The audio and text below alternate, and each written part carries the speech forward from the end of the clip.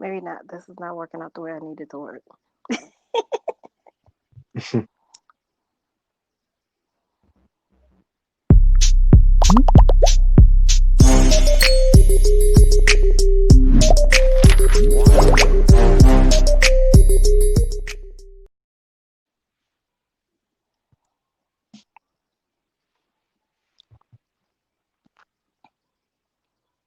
Oh no! Okay, never mind. Hi, everybody. Welcome to Jennifer's Open Book, where we don't believe in filters as usual. I am having technical difficulty. Y'all know y'all just spent like 2 minutes watching me mess with my phone.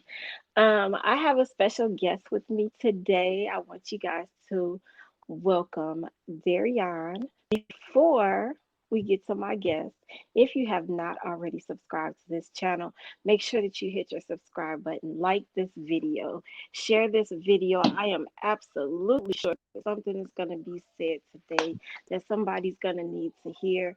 Leave comments. Let me know what you think, whether you liked it, whether you disliked it. Leave comments for Derrean and go check out some of my other videos and let me know what you think. Now, this is a young man who has a story to tell. I first heard his story through the NFB, one of the Black leadership groups. It is the Black Blind Professionals. And he came on and told his story, and it just wowed the crowd. Everybody was like so inspired and had a lot of encouraging words to give him. He is newly blind. He's a young guy. So we're going to talk to Derrean today, and he's going to tell us his story. And like I said, if you have any questions for him, leave them in the comments, and we will make sure that we get those answers for you. So first, I want to say hello, Derrean. How are you today? I'm well. How are you? I'm really well, wonderful, blessed and highly flavored. I was going to say blessed and highly flavored. I used to say that all the time because people call me chocolate. So I used to say I'm blessed and highly flavored. Yeah, um, never heard of that one so before. so we are gonna go right into it. So first of all, like I just told my guests, you are totally blind. So can you tell everyone how that happened? What is your condition? My condition is detached retinas.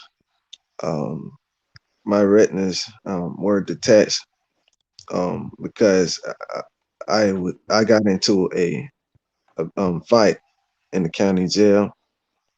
I did not realize that my retinas were detached until a couple months after the fight.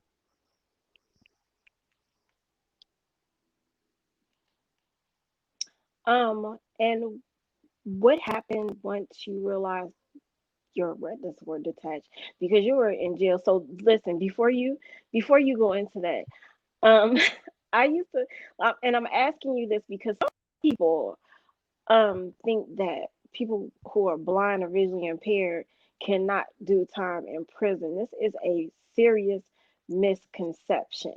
And I used to tell people all the time, like when they were doing stuff wrong around me, listen, I'm too pretty to go to jail. And they put blind people in general population, Oh which yeah. I don't know whether that's true or not. But I do know that I can get locked up, okay? And I was Hmm. trying to avoid. I've been arrested one time, people, and it was during a protest, and they kept me for 6 hours. I was playing like I was cool, but it was the longest 6 hours of my life because they started taking people upstairs, and I said, "Wait, what's upstairs? I don't want to go up." Yeah. So yeah, so back to my question. I'm sorry, you guys.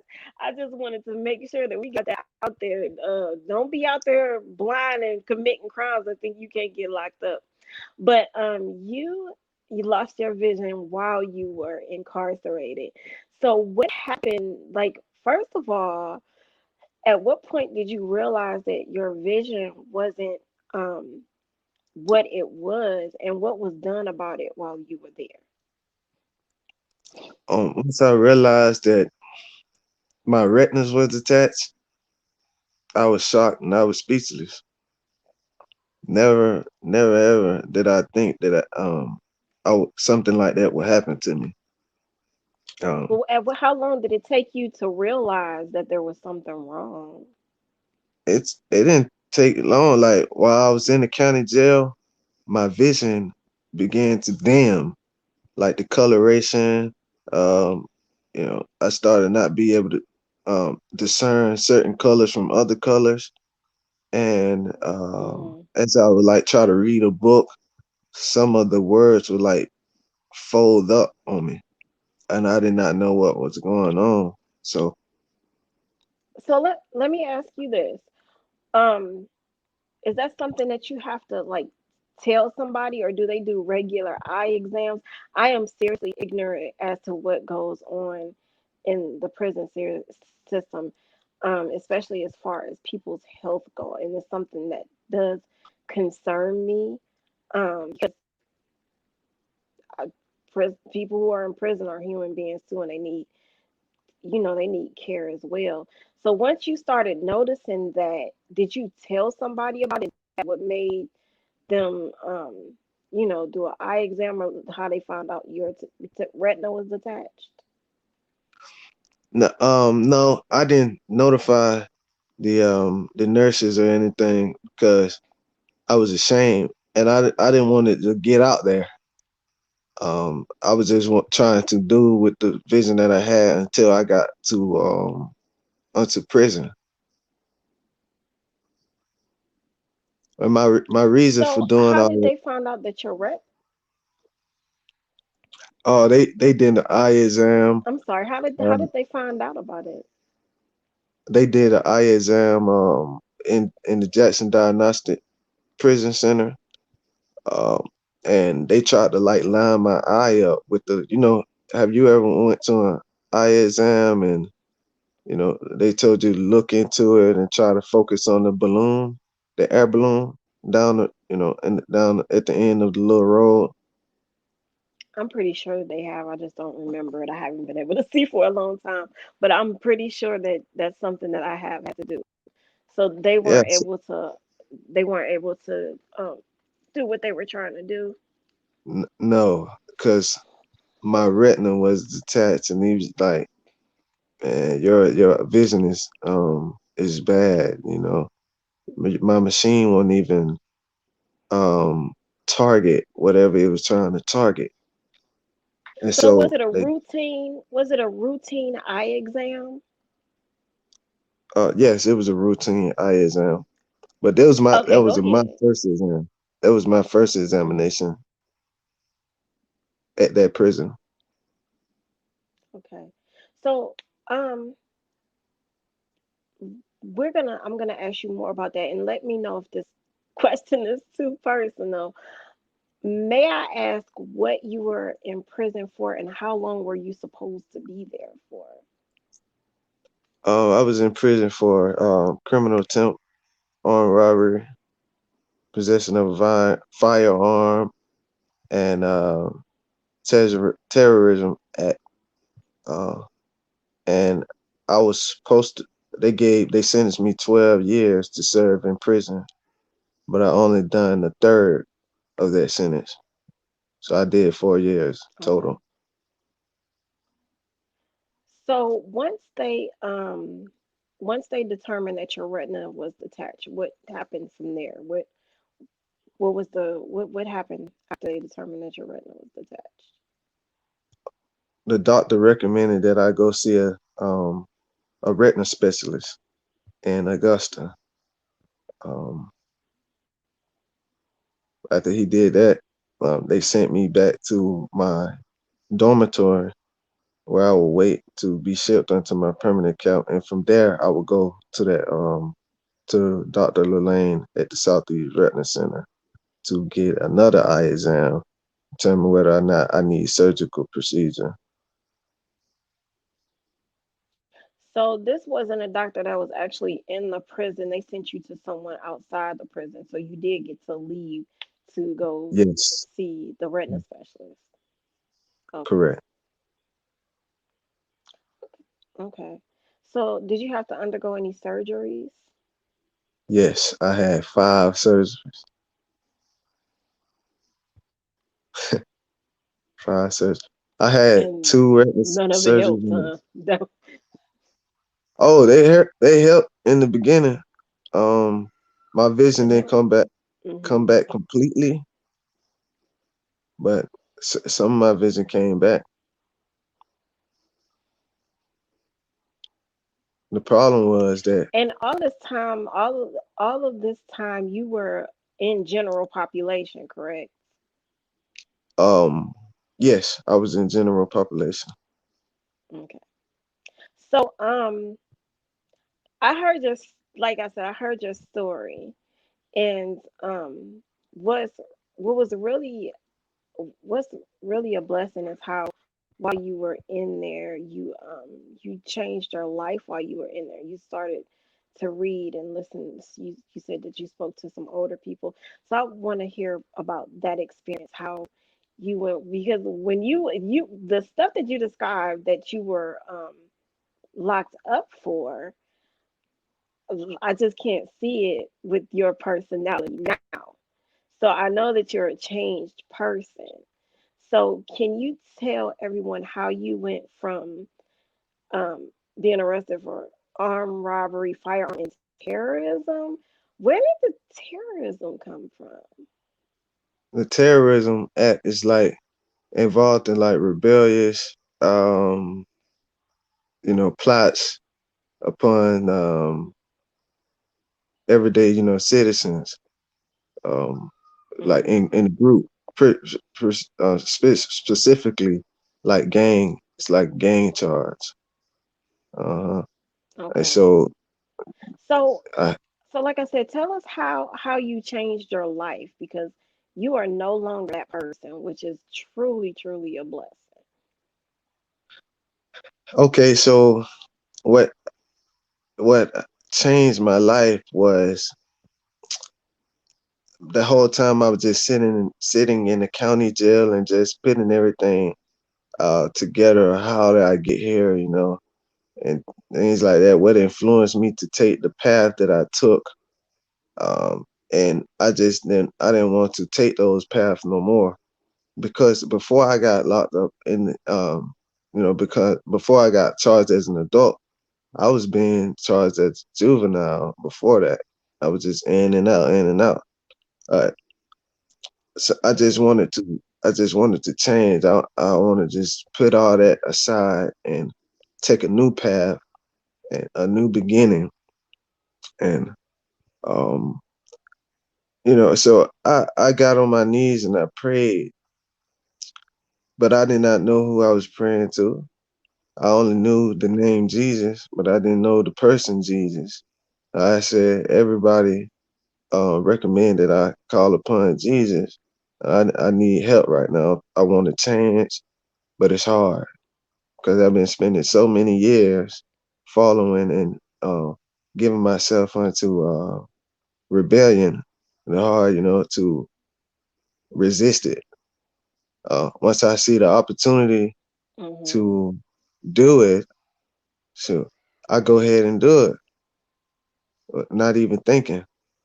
And just me, I feel like just me going and pray to Jesus once, even though I didn't feel nothing different in that prayer.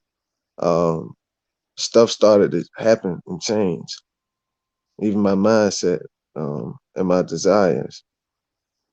So that's just a little brief.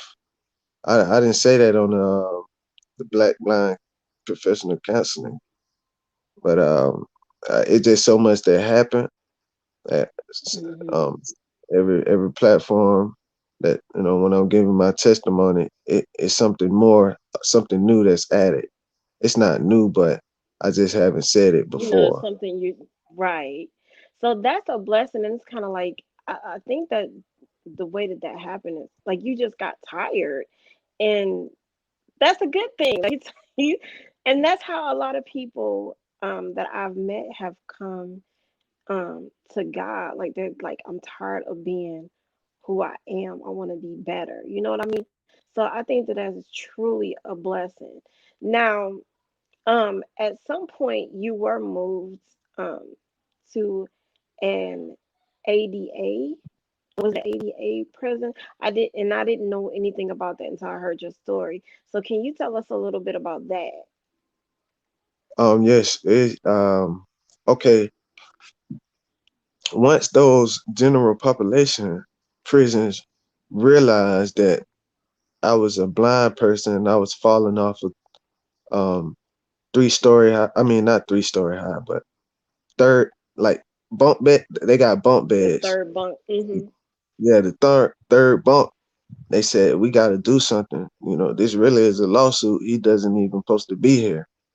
Um, and Mm. so I mentioned it unto them that I fell off the third bunk, and he was like, "Oh, you can't see," and I'm like, "Nah." He started waving his hand in front of my face, and he Oh was my like, God.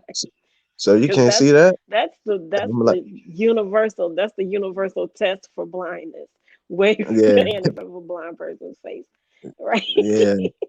So I said, "Nah, I can't see nothing, nothing at all." So they took me down to the nurse center, and they did a lot of asking questions. They was asking me questions. Am I all right? Yes. And so they ended up shipping me. And they told me the day they was gonna ship me to give me comfort. But they really didn't supposed to do that, but they just told me that for comfort. And they asked me if I wanted to go to the hole for my protection. And I said nah, because I don't, Hmm. I'm all right. I'm all right where I am. And they shipped me on that Thursday back to So I'm Augusta. Hmm? Wait 1 second. So I'm amazed that they did not know that you couldn't see after you had been through, going to the eye doctor and going through these procedures and everything. So that's not information that they pass back to the prison or to at least administration. They don't really. Some of those doctors they knew, but they didn't know that it was really severe. Because people go out for surgeries all the time, like cataract Okay. surgery. They probably thought it was just that, but it was more Hmm. deeper than that.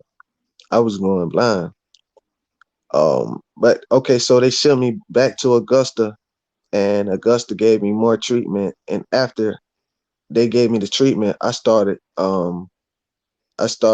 showing like nothing's happening with the progress of my vision. And a lady named what's her name? I don't know her name, but she was the 88 coordinator for Georgia, for the prison system. And she spoke to me and she asked if I was blind. She asked me what my tattoos mean. She asked me a bunch of questions. And after she got all the information that she needed, a couple months later, I ended up in Macon, Georgia, at Central State Prison, which is an 88 camp, Americans Okay, with so Disabilities. really fast.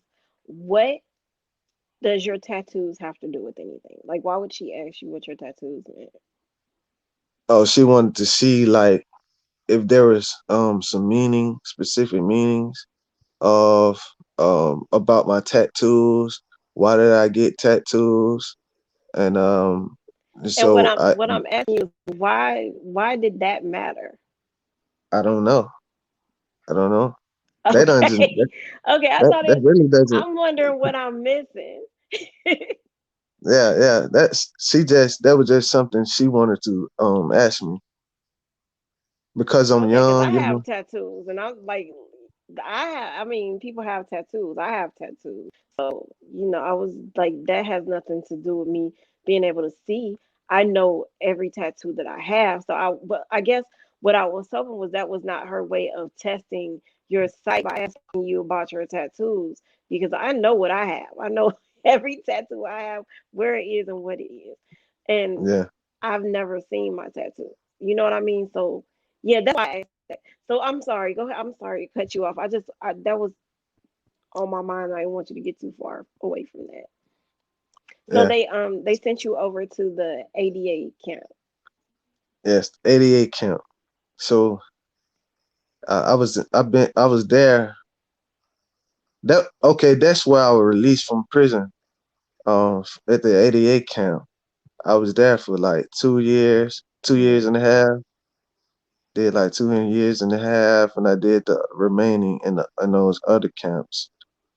88. As soon as I got to the 88 camp, they told me that I was going to be put in a dorm called E dorm, where there's blind people, mostly blind people, but there's also people that have sight and other, you know, of disabilities like deaf. So it's the deaf, the blind, handicapped, packed in one little dorm. And Mm-hmm. okay, and that was E1. You got E1, E2, E3, E4. That whole E dorm is like 88 Mm-hmm. Americans with disabilities. Um, my whole time I was there, even though it's an ADA camp, there are some violations of the ADA. There's some things that's in there violating the ADA Act, the Americans with Disability Act. And Mm-hmm. right now, that is on my mind. Like, our back in September the 29th, 2020, I went to the chapter. I joined the chapter, at large chapter, and I Mm-hmm. proposed that, Oh, the like, within NFB. that, yes, You of the joined a large NFB, chapter of the NFB? Okay. yes, I and wanted to clarify that that's what you were talking about. hmm and what I told them that I want to try to get things straight with the prison, uh, pertaining to the blind having accommodations, um, certain equipment to help them read their mail, personal mail, things like that. I mean, it's bad in there. Mm-hmm. There it's a lot of things that are violating the ADA in there. So That's that something was that I never hear people talk about. Like I said, I had no idea until until I heard you speak that there was even a ADA prison camp. Um, and that is something to look into. And since you mentioned it, I'm going to see if there's one where I am. they I'm got just it for curious females about it. camp I'm not. too, They have what? for female prisons. The ADA camps Okay, for them too. That's actually something to look into, and maybe I'm actually thinking about some outreach stuff for our chapter to do. So if that is something that we have here, that might be something that we can look into. I'm not exactly sure what kind of accommodations um they need or what can be done about it. I know that you are a prison is supposed to be a place of rehabilitation. Um, at least some training and things should happen so that you don't go back. You know what I mean? That's actually the point of you. It's supposed to be rehabilitation, and a lot of people are not being rehabilitated. And I actually had this conversation with people a lot. I say this because I know some people who have been in prison. A lot of people, family members and stuff, and they go in there because they don't know how to act. While they're in there, they're being treated like animals. So when they Right. get out, of course, they don't know how to function in the world. And so they're going to go right back in there. And that's why it's a revolving door. If Yeah. they were in there and they had the opportunity, and some prisons do, but you don't hear about it a lot. If they have the opportunity to get education, um, that I heard they were starting to take certain books out of there, and they're books that they shouldn't be taken out. But if you had the opportunity to get education, job training, learn how to interview, think programs like that in prison, you may not have as many people coming back as you have coming back. However, and this is a conversation, like I said, that we have with people, prison is also a business. So you got Yep. people in there, you get paid. You know what I mean? So a lot of people who own these prisons, because prisons are um, a lot of times privately owned. They're not thinking about that. They're thinking about, bring them over here so we get that money or whatever. You know what I mean? It's Hmm. terrible. It's terrible. There are some people who can't be rehabilitated. There are just some Oh yeah. people that you are not going to be able to get through to. But if you, I always say, if you save one life, you have saved that one life. Your job has not been in vain. So, like I said, that's something to look into, something to study up on. And I'm actually going to jump on my computer as soon as I get a chance and just see what's going on. Like I said, I don't know what I can do. I have no experience in this area, but I'm sure that someone does. So yeah, that's amazing. So you were released from that place. Can you tell me a little bit about your experience inside the ADA camp? Okay. When I first got there, the rooms they are like little square box rooms. It has like a top floor and the bottom floor, upstairs and downstairs, and a day room. There's a lot of windows, so a lot of light can come in for those that are not completely blind. A well lighted building. Um, they have braille like instructions on the walls, like little plaques that those who can read braille can read it. Mm-hmm. Not many people in there can read braille because a lot of people went blind while they was just like me while they was incarcerated, Mm-hmm. and some wasn't, and they don't have any braille programs or nothing like that. And my mind, like I was going That through was going to be my adolescence. next question. Did you learn Braille while you were in there? Oh yes, I did, but like like you said, that's supposed to be a place of rehabilitation.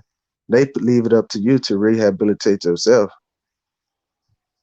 And so I acquired a braille book while I was in there, and I got someone who was sighted to read out of the book, and I just follow with my mind. And I made it up all the way. I made it all the way up to lesson 12, to the final letter contractions. And so I Wow. did that within 6 months.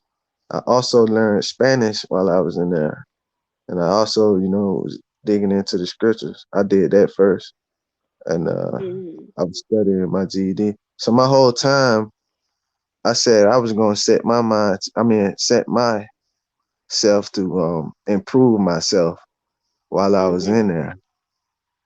Hmm. And I started. I well, like I want to go back to what you said. That's supposed to be a place of rehabilitation. I had Mm-hmm. problem understanding what certain words meant. Like some people would use some large words, and it would just mess me up. I don't even want to talk no more. I don't know how to communicate with such large words. Mm-hmm. So I wanted Mm-hmm. to, I wanted to improve my understanding just by looking up words and knowing their meaning and how to use them. And I was just going through there, and I seen, I mean, I didn't see, but I realized that this is the Georgia Department of Corrections, and I'm looking around me, and I see nothing that they're correcting. Within that, so I what in was the getting ready to world? say something about that word correction. Like, What are they I'm correcting? like, man, what is Yes. the correction? We're blind. There's no braille programs.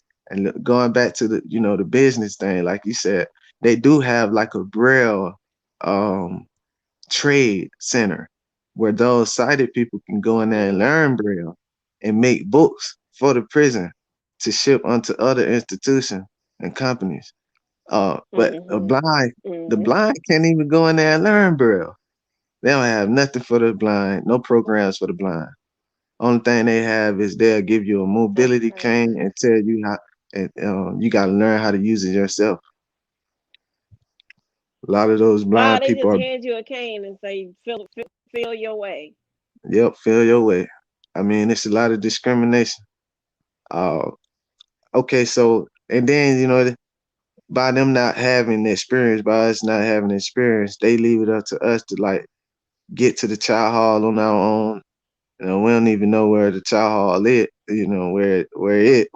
Where it is, and there are like mental health So people. they didn't show you around or anything. Nothing, nothing, nothing, nothing. It's crazy. I depended on the word the whole time I was in there. I'm gonna tell you that I think that it's a good idea that this is something that it's it's a good idea that it's something that you want to improve. And I think that other people need to get involved in improving this situation. And people have been trying to improve prisons probably since prisons were prisons. I read a lot of old books, a lot of medieval books, and prison has always been a horrible place. That's why I was terrified to go. It has improved vastly since the medieval times, but Hmm. not that much, believe it or not. So like I said, I think that this is something that I think is bad that you had to experience this, but it's a good thing that you did experience it because you know what you're talking about when you're talking about making a change within that system. You know what you're talking about. It's not something, it's not hearsay. See, if I was to go and do this, it's just something that I've heard or maybe something that I read up on. But you have experience there. So you can say, yes, I've experienced this and this is what happened and this needs to be changed. So I think that's really good that that's what you want to do after having that experience. So did you Most get definitely. your GED? Did you get your GED while you were in there or when you were released? Or have Uh, you I gotten your GED? I know I heard you say you were working on it. Yes, I'm still working on getting my GED. At the West Georgia Technical College. Right before I finna start testing, uh, with the prisons, um, general education, they released me from prison after that great prayer, during the coronavirus and midst of Hmm. the coronavirus, praying for release, and everybody started receiving parole papers immediately after that prayer. God did, speedily, and I was released, thanks to God.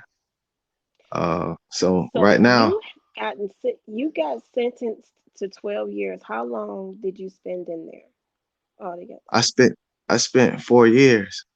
I was thinking I was gonna spend seven That is years. that's truly a blessing. That is seriously a blessing. And you learned a lot and you came out changed. It did not take 12 years for you. No, It didn't take you 12 years.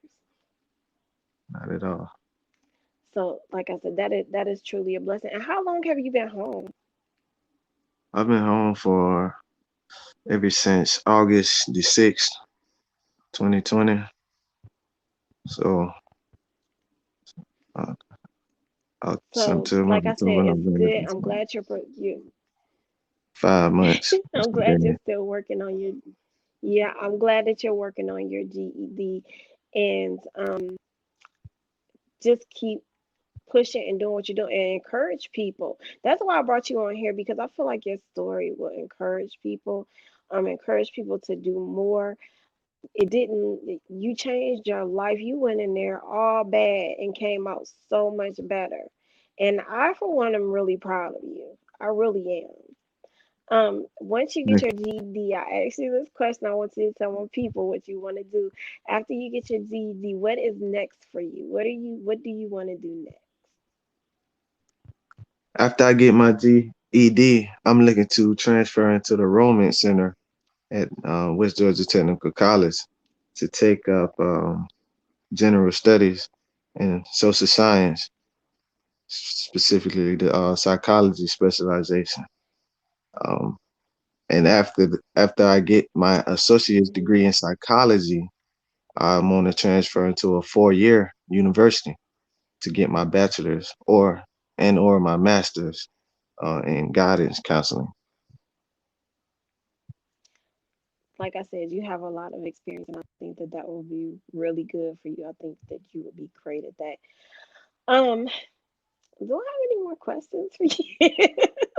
I enjoyed talking to you, and I enjoy hearing your story. Like I said, you're really inspirational. And I'm going to encourage you to continue on with your journey.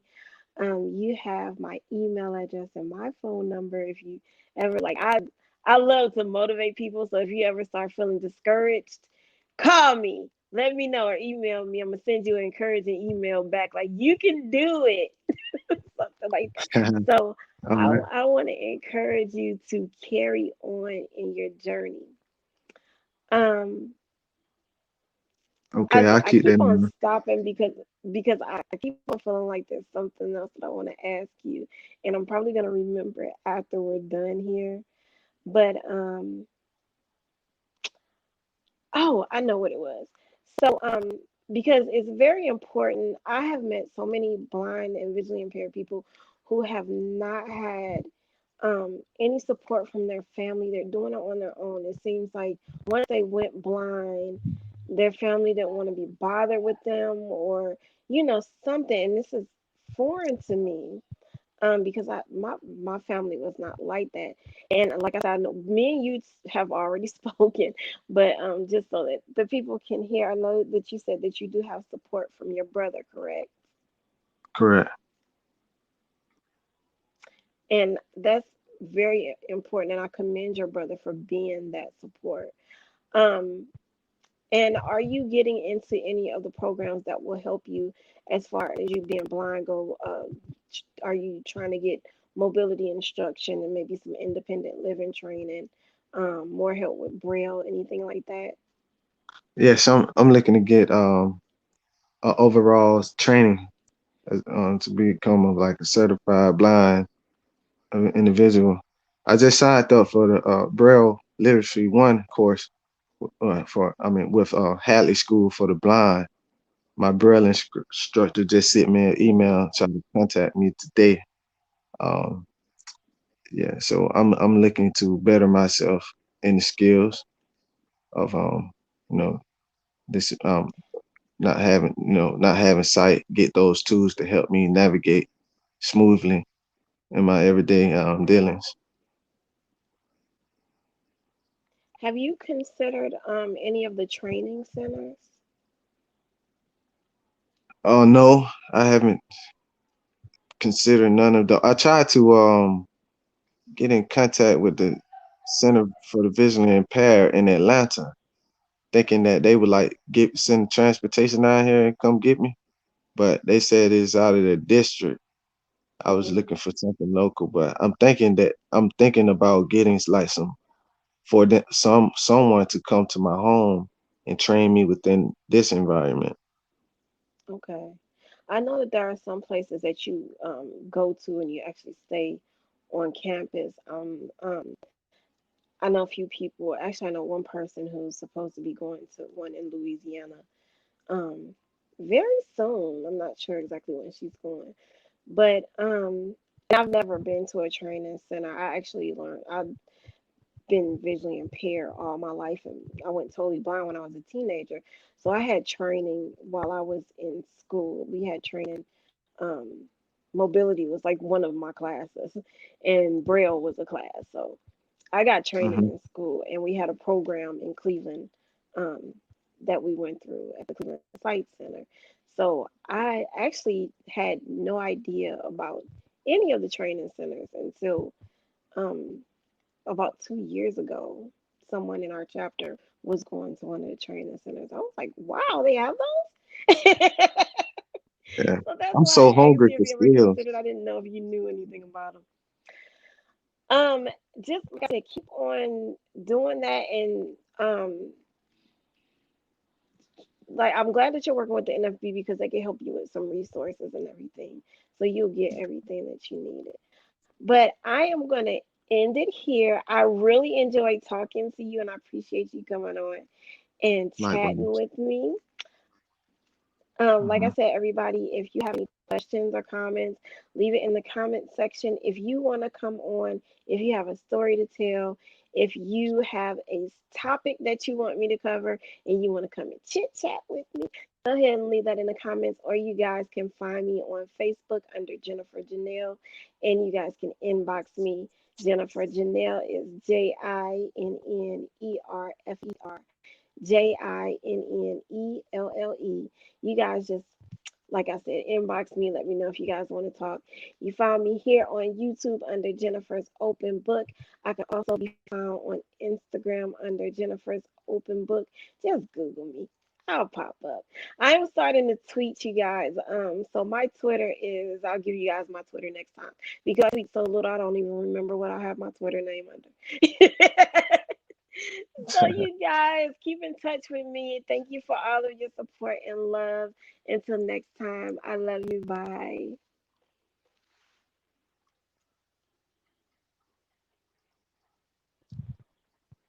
Thank you.